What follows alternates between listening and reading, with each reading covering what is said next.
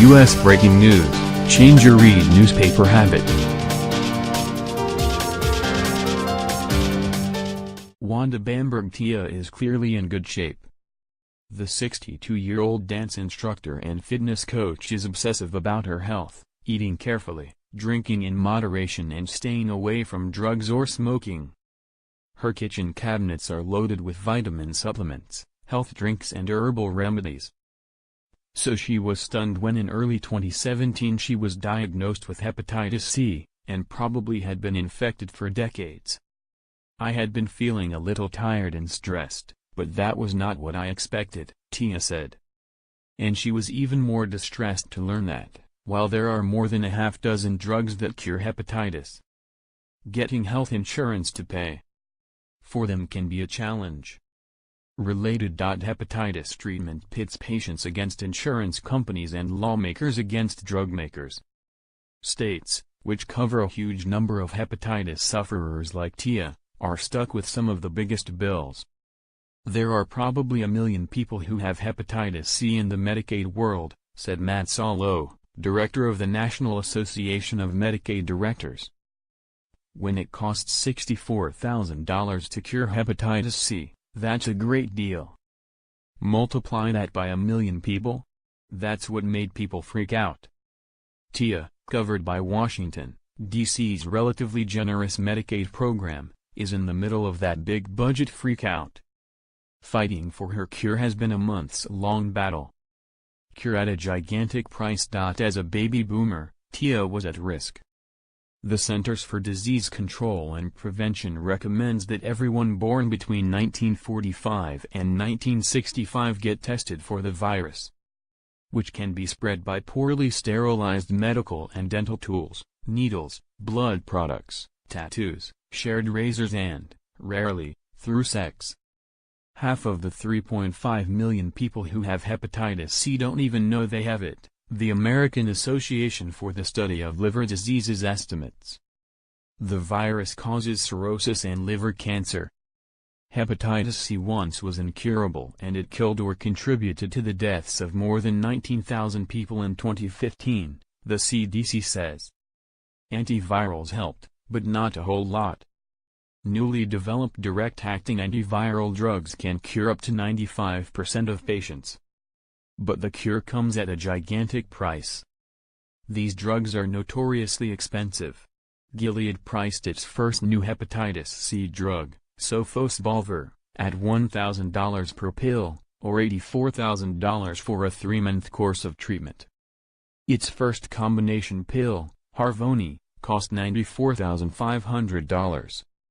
But doctors, the CDC and other organizations said the price tag was worth it, and cheaper in the end than providing liver transplants and other treatments for people dying of cirrhosis or liver cancer. While it sounds like a simple choice, Tia has found things are much more complicated in real life. Right away, the private insurance company that provides Tia's Medicaid coverage balked at paying for the pricey-ish drugs. "We went for Harvoni," Tia said. "They said no." Her physician, infectious disease specialist Drive Jose Borden of Providence Hospital in Washington, ran test after test and Tia's Medicaid provider demanded proof about which strain of hepatitis C Tia was infected with. "They ask for more tests and they ask for specific tests," Borden said. At tens of thousands of dollars per patient, insurance providers want to make as sure as possible that each patient will be cured quickly. "We asked for Zepatier next," Tia said. Another no.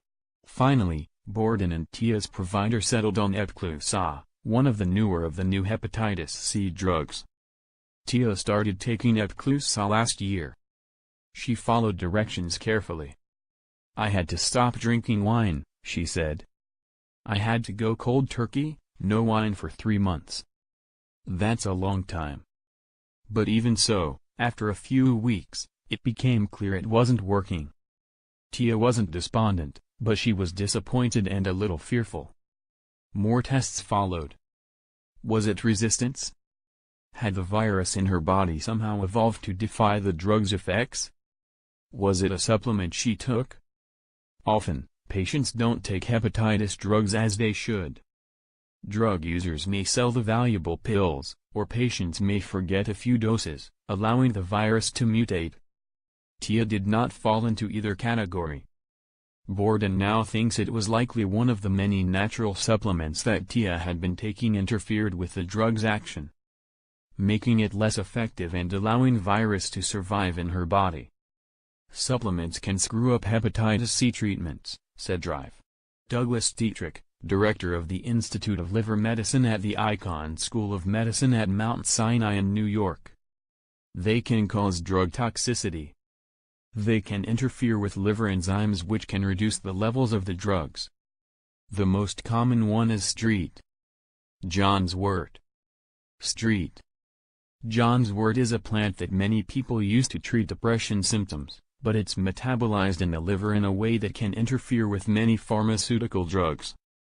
Tia had no idea that herbal or natural supplements could do this. It was part of her normal life to take all these supplements, Borden said. Barriers to treatment. Now, Tia would have to try a different hepatitis C drug. There are several on the market, but that was where she ran into policy wars. Many insurers are reluctant to pay for a second round of treatment.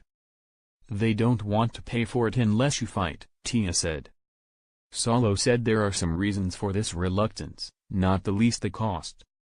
If every Medicaid patient in a state showed up at once asking for treatment, it would bust the budget, he said. Medicaid is a state federal health insurance plan for people with low incomes and no other source of health insurance. Some states, such as New York and California, put a lot into their plans while others have smaller budgets. A lot of states put restrictions in place and said let's try to prioritize the sickest first, Salo said. States were trying to buy themselves time to give time for the price to come down. Related. The prices of the hepatitis C drugs are coming down as more companies develop their own versions and competition kicks in. Abvismavir is priced at $26,400 for a treatment round, a price that has pressured other companies to lower their prices.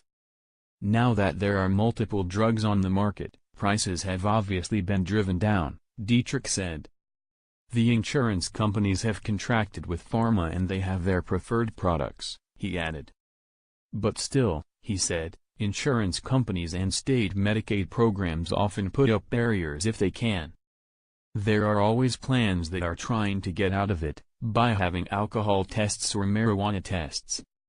Even if you are smoking marijuana, they'll exclude them, Dietrich said. Last October, the AIDS Institute, which also represents patients with hepatitis, said 31 states and Washington, D.C. declined to treat patients until they have moderate or worse liver damage.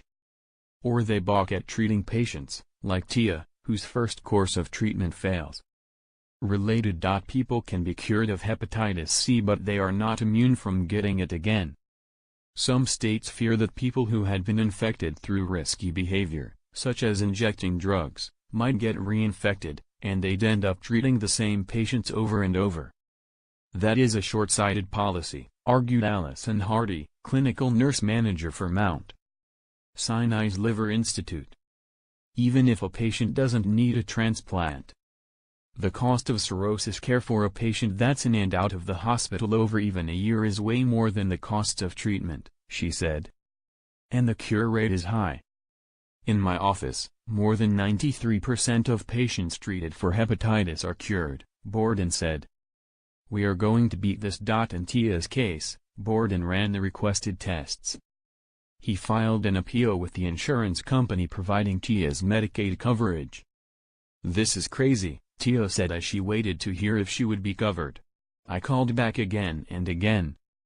How can an insurance company say they'll only cover one treatment in a patient's lifetime? Because she had developed some cirrhosis, a board finally determined she was eligible to receive a second round of treatment. She was sick enough to qualify for Abvismavir, a combination of 3 hepatitis C drugs that's approved for cases like hers. She started taking it in April and is feeling optimistic. I am hoping my liver will regenerate, she said. Borden said indications are that Tia's will, And the medication is knocking down the virus, he said. She'll be taking the pills for 3 months. 2 weeks in, Tia had good news. The virus is almost undetectable, she said. I feel good, she added. I have a plan. We are going to beat this.